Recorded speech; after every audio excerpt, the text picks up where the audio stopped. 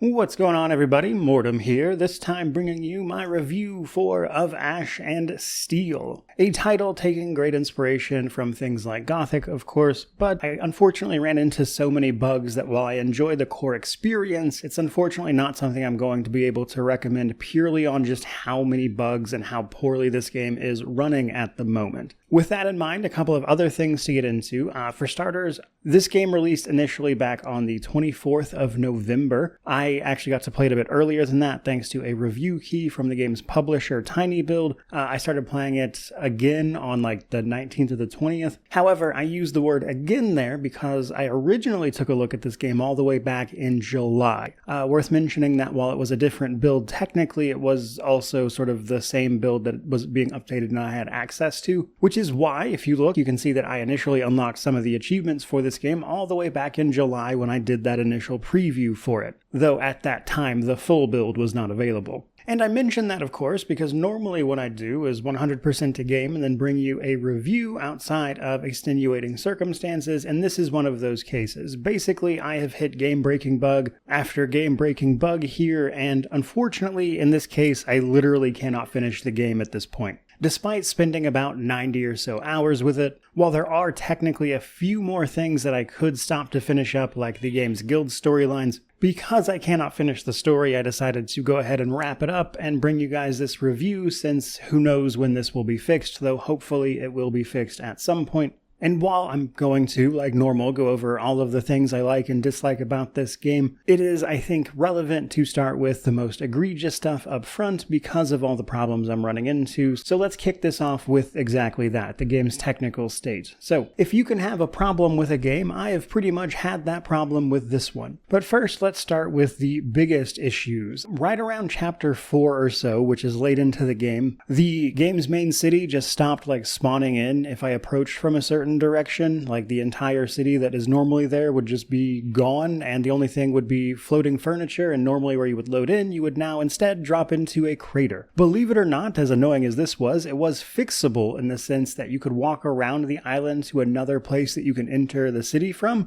and for whatever reason that seemed to actually pop the city back into place, allowing you to enter the way you normally would. The problem that actually got me to stop playing the game is literally for the final boss of the game. The very end sequence is where I've unfortunately had to just call this, because once I got to this section, I noticed pretty much immediately that I was running through an empty area that seemed like, given all the people I had with me, like it was meant to be filled with enemies. And then when you get to the final boss arena, the cutscene plays like normal, and then I'm thrown into an arena by myself with no boss to fight, meaning that I can't kill that boss to continue the game and finish it. So at basically the last possible moment, the game has become uncompletable for me. I can't finish the game, and as such, not only can I not finish the story, I can't obviously do anything else as a result. And to that end, well, I see some people have gotten it. For me at least, the achievement for joining the Free Hunters, which is the character that you're seeing through all this, a character that joined the Free Hunters, the achievement for doing that in particular seems busted, but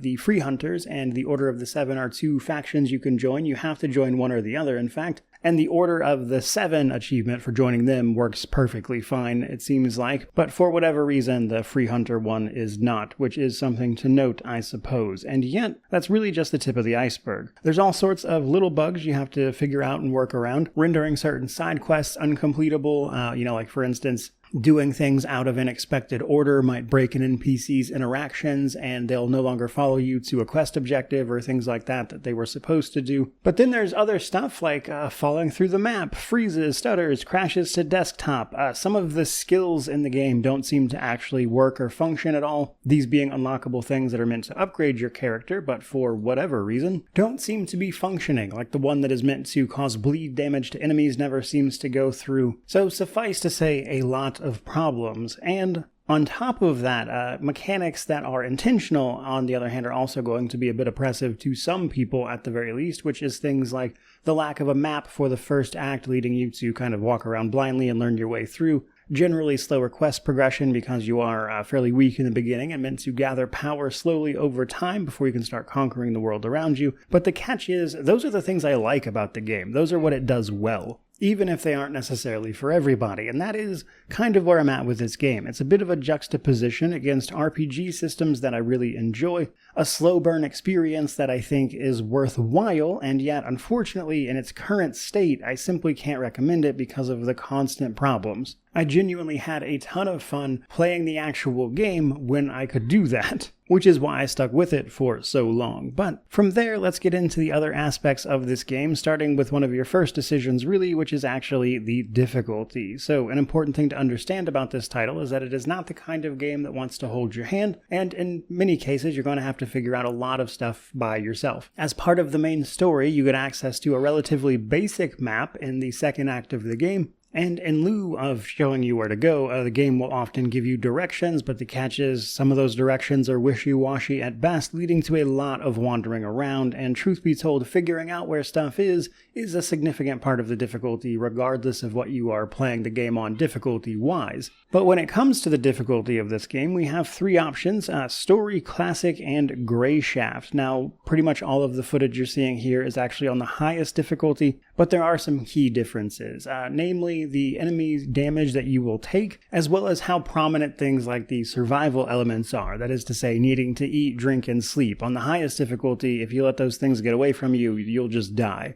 However, that's actually hard to pull off because those resources are actually pretty abundant. Probably a more prominent thing to know really is that these difficulties will also affect the pace at which you level, I would say indirectly. The fact that enemies are much more deadly, so you can't even get experience from killing them as effectively, but to make up for this on that difficulty, you'll also get extra quest rewards and the like to ease out some of that progression. Whereas on story, enemies don't deal a lot of damage, are relatively easy to kill, meaning that you also just gain power much more quickly as well. But from there, let's talk about the rest of the game. So you don't create a character per se, but you do have some tiny bits of customization. However, in Of Ash and Steel, we play as Tristan the Cartographer. Tristan here will actually get a couple of customization options, but they're relatively minor. In the tutorial section, you can answer a couple questions to get some points towards your starting stats, which helps determine your character. And then much later on, you'll actually get to the city and there's a barber there and you can change your facial hair and hairstyle, all that stuff. So there is a little bit of customization just later. But with that in mind, as I mentioned, Tristan here is a cartographer, and he lives in an archipelago known as the Seven, as there are 7 isles here, each one of them part of the Greater Kingdom. However, there's been some recent rumors of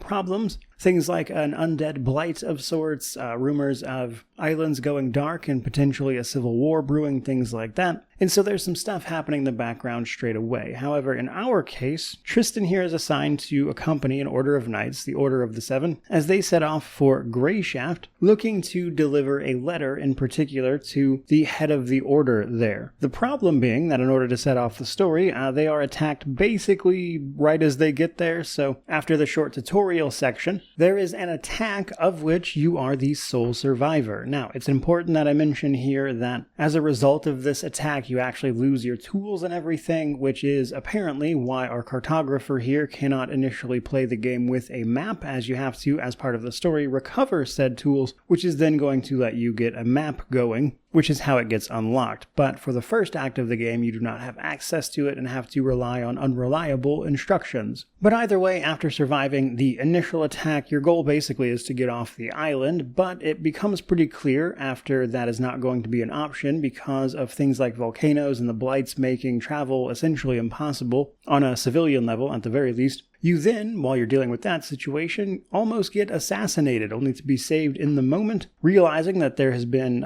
clearly some larger conspiracy at play here, and your job is going to have to be to seek some protection in the form of joining one of the factions, the Free Hunters or the Order of the Seven. Now that's about as much as I want to say story-wise. It unfolds from there and you get a bigger idea of what's going on. And having played right up to the very end, it's a decent story. It probably won't blow you away or anything, but I do think it does an interesting job of building out this world and this set of islands and everything else they've got going on to make for an interesting place to explore. It's mostly pretty low fantasy until right at the end, when you finally start getting access to some magic yourself. Which brings us to the progression side of things. There's a lot of progression in this game. Some indirect, some obviously more direct. The indirect stuff being like learning your way around the map, learning the locations of certain NPCs, all that stuff. As you're going to be running back and forth a great deal, because while there is fast travel, it is not unlocked until super late, and even then it's pretty limited actually, but we'll talk about that later. The main form of progression comes down to earning experience via quest and kills, to then level up, granting you both attribute points and a skill point. Now your attributes form sort of the backbone of your character. These are your basic stats. They all do pretty much what you would expect, and increasing them makes you more effective overall. Insight in particular is great for passing various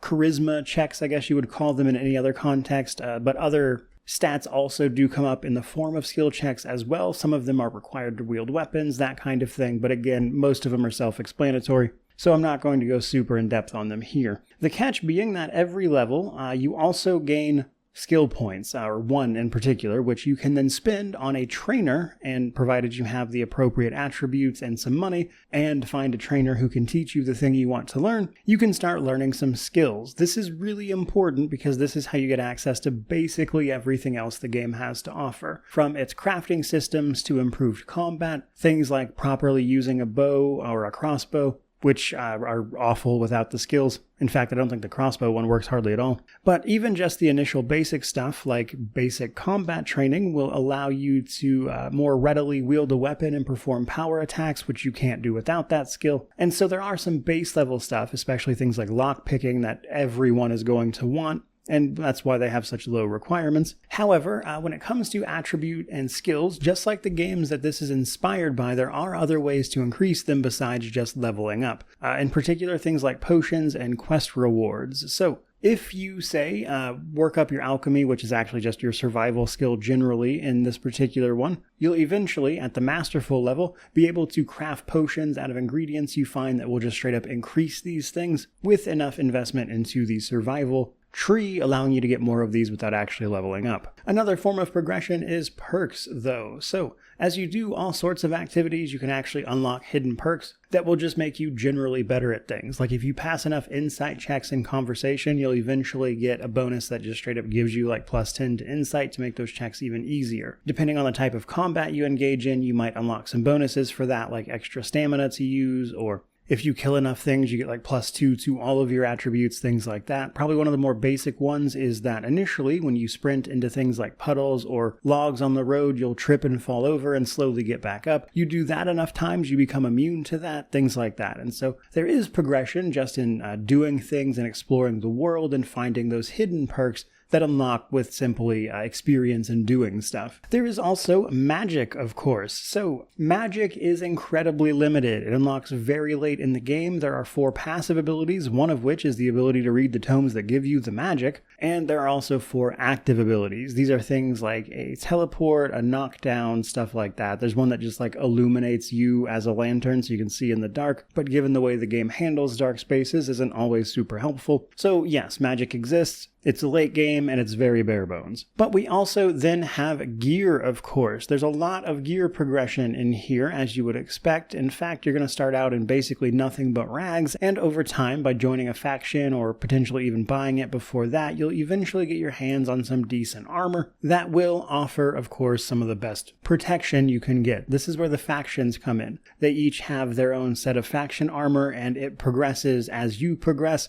getting better and better versions of it as you go. They each kind of focus on a different thing, as the Free Hunters and Order of the Seven would imply, and it also looks different. You can get some decent armor before you join a faction, but the armor stuff is pretty much the best of the best. Now, there is a little bit more to progression, but I want to talk about it via the gameplay and world systems, and when we talk about crafting and the like. So that brings us to the gameplay and world of this one. The game world is largely broken down into a wilderness area and then the main city area, which is actually quite large. Without having a map initially, this can be a bit difficult to navigate because it's not a game that uses, I would say, great use of things like landmarks or good instructions as where to go. You can find stuff for sure if you wander around enough, and you'll pretty much be forced to until you get that map if you actually want to make any real progress, but it is doable, and I would say actually this is one of those things where being thrown onto Grey Shaft, as the island is called, being kind of lost in basically zero clothing kind of pays off, because if you get through that part, you start to learn where things are, learn your way around, find ways to walk through the place, and the quickest way to get individual places where people are located. And I think if you're willing to stick with it, that actually does create this immersive experience of you learning the world as your character does. Now, that's the kind of thing that's not going to be for everybody, and as I mentioned, add the bugs on top of that, and I think you're cutting out a large swath of people, especially when I think a lot of the problems could be solved with just the game giving you straight up better directions or easier landmarks to navigate by would honestly go a long way. So I think some of the support systems that are meant to accompany the fact that you don't have a map don't always land super well. Otherwise, all the citizens that I've been mentioning, and you've likely seen on screen up to this point, do in fact have schedules. There's a day-night system. You can rest in a few different places, like an inn as an example, to help with your survival stuff. Eating, drinking, fatigue, which is the need to sleep, and also pass the time while you do that to individual times of day, which will affect, of course, where characters are. Some characters will not talk to you when it's nighttime. Other characters don't really care about that kind of thing, and that is the kind of thing you have to learn as you go. But what is there to actually do? Well, a whole lot of quests, side quests, the main quest, and also just discovering things. Probably worth a mention that not everything is marked on the map. There are puzzles that you'll have to figure out all on your own, and in fact, the map you do get is not a particularly good one outside of just giving you general directions, because there isn't much else marked on it, because you have to mark up a lot of that stuff yourself via little map markers if you want to do that, which means there is this sense of discovery to all of this wandering that you're going to find yourself doing as you learn where everything is. And I think if you stick with that, it's great. But at the same time, it does mean a lot of walking back and forth as you attempt to avoid enemies who are beyond you at any given moment. But if you tread those paths enough, gain enough skill, do enough quests, gain enough levels, that kind of thing, you will eventually find yourself mastering the environment around you, and it's a fantastic little progression curve mixed with exploration. But some other things to note. As I mentioned, there is limited fast travel. Very late in the game, when you get access to magic, you will eventually also get an option to fast travel, but the catch is it's not like a free-for-all fast travel system, but rather if you find specific places on the map that have a fast travel point, you can take that point back to a designated place, and then you can't go the other way. So basically, sometimes it is advantageous to use this to get back to what is essentially the center of the map, so you can skip a lot of walking, but the fast travel is limited at best. Don't expect a lot from that. But there are plenty of other things to find as well. Outside of the 2 joinable factions, there are 3 joinable guilds, all of which are exclusive with one another: the Gravediggers, the Bounty Hunters, and the Smugglers. Once you do their initial introductory quest, you have the option to join them if you'd like, at which point you'll go through the rest of their quest line. These seem a little basic. They just kind of give you, as their name would imply, tasks that are associated with that. There doesn't seem to be like a big cohesive story to them, but rather thematic things to do while you gain unique items and power from them. Personally, was a pretty big fan of the Gravediggers, though I have not finished all of these. Another thing, you can find and buy and then build up and renovate a house, which is incredibly useful because doing that, renovating that house, will actually give you potentially permanent stat buffs and stuff, and especially in the early game, they are very good buffs in relation to how much gold you are spending on the house itself. I found that extremely helpful in the Grey Shaft difficulty in particular. Also, it was a convenient place to sleep and rest without having to pay to do it at an inn. Next up, there is crafting. There is all sorts of crafting, and it's mostly down to your individual crafting skills, as you would expect. Basic survival skills, like basic, advanced, and masterful survival, are actually where like your alchemy stuff is. Your crafting tree gives you the ability to reinforce your armor and weapons, making them stronger based on a little mini game as well as your own skill level. And then there is also jewelry making and blacksmithing. Blacksmithing is really cool because it gives you the option to make and customize your own weapon. And you do this by actually taking unique weapons that you'll find off these really difficult to kill bandit leaders throughout the rest of the world and basically melting their weapons down to increase the strength of the weapon you make for you that's customizable. So it'll even grow with you as you do if you want to do it that way. I thought that was a really neat little touch. So as you can see, there's a lot to do, there's a lot to discover. And I think on the RPG side of things, that is where this game is at its best, but unfortunately you're going to have to deal with bugs and fight them all along the way. Which brings us to the combat portion of this video. To be just straight and up front with you guys, combat is a bit jank. So combat is, in a game like this, a product of your character's skill level. It's going to start off very bad no matter what, and then once your character advances, gets stats and skills under their belt, they will become better at combat themselves, themselves, allowing you to perform things like dodges, parries,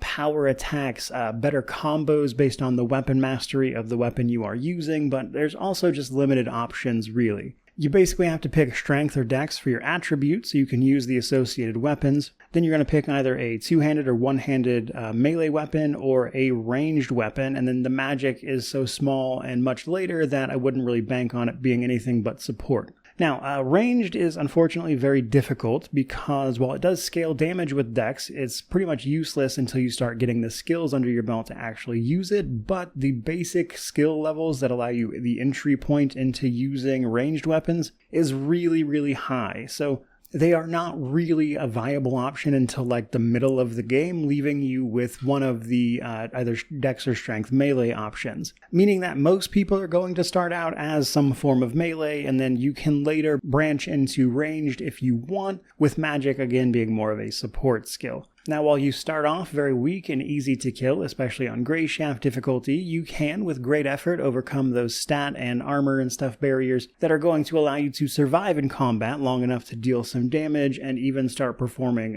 special moves, which will get added to your hotbar if you so choose, letting you do things like charge enemies, knock them down, perform special attacks, things like that. So ultimately, combat is never, I would say, going to feel like this incredible action-oriented experience, but it is very much so a product of the character or who you made Tristan out to be, really. And that, I think, is the key thing to keep in mind with combat. However, when all else fails, this game is very janky and it's relatively easy to get enemies stuck on things, which is a pretty cheese way to handle most combat situations if you can manage it. Just so you know if you're looking for options, I suppose. With that out of the way, this is normally where I would do the Steam Deck section, but given all the bugs and everything, I honestly did not test it on the Steam Deck. But if I had to guess, given its relatively low system requirements and everything, it's probably playable there. But I have heard the controller support in particular is not great, and you're certainly just as likely to encounter bugs over there as you are on PC, so certainly keep that in mind, I guess, but again, I did not personally test this because of all the bugs I was experiencing. Which brings us to the positives and negatives. So, let's start with the positive stuff. There is a compelling RPG under all the problems. I like a lot of what they did here. I think it's immersive. I think if you're looking for a great RPG with some choice and consequence, some immersive mechanics, then I think of Ashen Steel actually does exactly that. This is a game I played for 90 hours in spite of the problems because I could feel that there was an experience here that I was having a good time with when it wasn't giving me grief. That slow burn to power, giving you earned rewards like picking up your first piece of real armor that's actually good, feels incredible. Crafting your own weapon after a bunch of hours and seeing how much better it can be than the other weapons you find yourself with also feels great. But unfortunately, that is coupled with the game's negatives, which are basically two things for me that I want to mention right here. The obvious being the bugs. The bugs are way too much. Frankly, I don't think this game was ready to be released. I think it probably needed at least 6 more months in the oven. I hope there are patches coming out to address it. I would love to finish this game on my own time, like say over the holiday break, as I'm really not that far off from the 100% at this point, but as it stands, I literally cannot continue and actually beat the story even. So as much as I enjoy a lot of what this game is doing, its technical state is just unacceptable. And then, however, there are a couple other things, like, again, I think if you're going to put the character in a position where they don't have a map, you also need to give clear instructions or a good solid landmark system to ease that out a little bit. And this is just not a game that does that. So much of this map is like winding and all looks very samey. The city in particular is really hard to navigate for a long time. And even, again, outside of the bugs and stuff, there's a very sort of obvious lack of polish to things like a lot of the animations. Sometimes even the stuff that is working correctly is needlessly obtuse. For instance, sometimes you can't get story characters to talk to you unless you go talk to somebody else about something seemingly unrelated at first, which then, for whatever reason, seems to unlock the ability to carry on a conversation with the person you actually need to talk to. And basically, there's just a lot of rough edges that could stand to be sanded down here, which brings me to my conclusion. My conclusion for Of Ashen Steel is that I think there is a really fun RPG system buried under a mountain of technical problems here. As a result, I can't recommend it currently, and I would wait for patches, quite frankly. I think that once this game, if it ever gets there, is in a fully functional state, that is to say you could actually finish it without more headache than is necessary or intended via the game's design systems, then it will probably be worth picking up because it is luckily fairly cheap. Full price, it is $30 US. It is on a 20% launch discount, which brings it down to about $24 US until December 8th. And given that price in mind, I did ultimately get about 90 hours out of this game, though that was, again, via a review copy, but ultimately that's something you have to decide for yourself. Is this game's relatively cheap price worth the potential frustration and, again, just significant amount of bugs and technical problems? Or would you prefer to wait until it is functioning and you can kind of have a simply better experience, because that's kind of where we're at with this one? And as a sort of bit of a closing line here, I enjoy so much of what this game does, and I really wish I could recommend it without a bunch of caveats, but until they actually fix a lot of this stuff, I simply cannot do that, which is where I'm going to leave this particular video. Certainly hope you enjoyed it, hope you found it informative. By all means, let me know what you think about the title down in the comment section below. I'd be curious to hear from the other people who have played it, which naturally means to like, comment, subscribe, all that YouTube jazz. But regardless of any of that, truly, just thank you so much for watching. I really do appreciate it. May you wander in wisdom and have an amazing day.